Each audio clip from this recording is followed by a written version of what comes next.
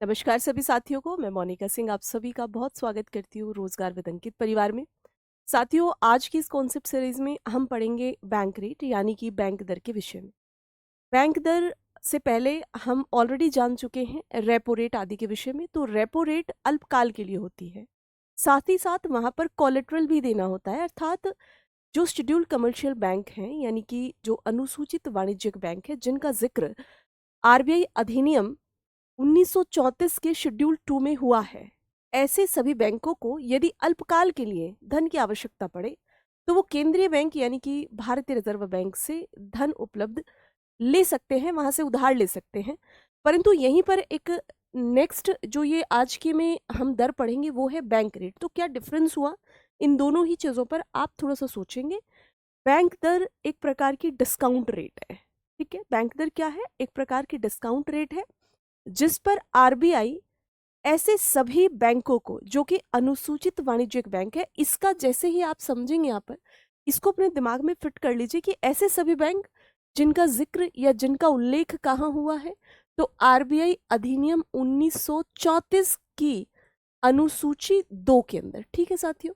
तो अनुसूची सेकंड के अंदर शेड्यूल्ड हैं ये बैंक। इनको विनिमय बिल यानी कि एक्सचेंज बिल या अन्य वाणिज्यिक पत्रों को खरीदने या फिर से छूट देने के लिए तय की जाती है। ऐसी रेट को बैंक रेट कहते हैं।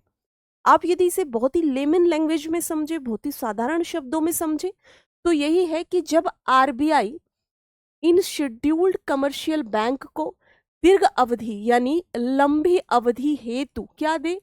ब्याज पर पैसा दे, है ना। क्या दे? ब्याज पर पैसा दे। तो ब्याज पर पैसा दे करके वो जिस ब्याज दर को वसूलेगा वह ब्याज दर बैंक दर कहलाएगी। अभी वर्तमान में ये जो ब्याज दर है ये है 6.75%। यानी कि बैंक रेट अभी वर्तमान जो हमारी नीतिगत दरें हैं उसके अनुसार 6.75% है। आप लोग कमेंट में मुझे बताएंगे कि रेपो दर अभी कितनी चल रही है। ठीक है जी। यहीं पर है कि इसके प्रभाव से बाजार में मुद्रा आपूर्ति कम हो जाएगी। यदि क्यों क्यों हो जाएगी कम? यदि हम बैंक रेट को बहुत ज्यादा कर दें, यदि आरबीआई इस बैंक दर को यानी कि ब्याज दर को ज्यादा कर दे, तो इससे होगा क्या? इससे कहीं ना कहीं जो मुद्रा आपूर्ति है वो कम होगी और वाइस वर्सा। यानी कि यदि इसको कम कर दिया जाए तो मुद्रा आपूर्ति अधिक होगी। क्यों भाई? यदि ब्याज दर कम कर दी जाए आरबीआई के द्वारा तो जो बैंक हैं जो पैसा लेने गए हैं उसके पास वो भी अधिक रेट पर ही देंगे ना। तो इससे मनी सप्लाई क्या होती है? प्रभावित होती है। यहाँ पर इससे जुड़े हुए कुछ महत्वपूर्ण तथ्य ये हैं कि यदि बैंक दर को कम करे तो उधारकर्ताओं को कम ब्याज पर लोन मिलता है। ध्यान देंगे तो कम ब्याज पर जब लोन मिलेगा तो सिंपल सी बात है कि जो सप्लाई ऑफ मनी है यानी कि जो धन की आपूर्ति है वो बढ़ जाएगी। बहुत ही साधारण शब्दों में है ये। कम बैंक दरें अर्थव्यवस्था में बढ़ाने का काम करेगी। क्यों बढ़ाएगी? क्योंकि जब सस्ती दरों पर लोग ब्याज पे पैसा ले पाएंगे तो ये इन्वेस्टमेंट एक्टिविटी यानी कि निवेश को बढ़ाने का काम करती हैं। निवेश को जैसे ही बढ़ाएंगी तो ये कहीं ना कहीं आर्थिक विकास यानी कि इकोनॉमिक डेवलपमेंट को बढ़ा रही होती हैं।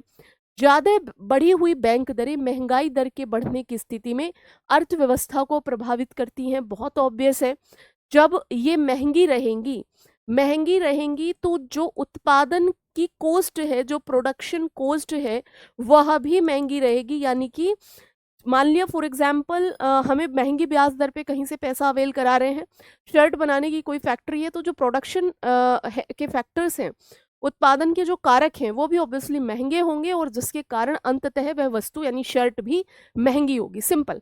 यहाँ पर देखिए कमर्शियल बैंक ऋण लेने के लिए अपने ग्राहकों से चार्ज करने के लिए बैंक दर को क्या करते हैं? बेस बनाते हैं, आधार बनाते हैं। भैया जिस रेट पर वो अवेल कर रहे हैं पैसा उसी रेट पर तो देंगे। यहाँ पर देखेंगे आप, एक प्रश्न है, बहुत ही आसान प्रश्न देखेंगे कि भारतीय रिजर्व बैंक यदि बैंक दर को कम करता है तो इससे क्या होगी। देखो जैसे मैंने बताया अभी कितना है, 6.75% ये ब्याज दर है। यदि आरबीआई इसको 5% कर देता है तो इससे क्या होगा? लिक्विडिटी इंक्रीज हो जाएगी, बाजार के अंदर तरलता बढ़ जाएगी। ऑब्वियसली यहीं पर एक और क्वेश्चन देखेंगे, पूछे गए क्वेश्चन है, बैंक दर में वृद्धि सामान्यतः इस बात की ओर संकेत करती है कि ब्याज की दर के गिरने की संभावना है। भाई यहाँ कह रहे हैं वृद्धि हो रही है तो कैसे गिरेगी।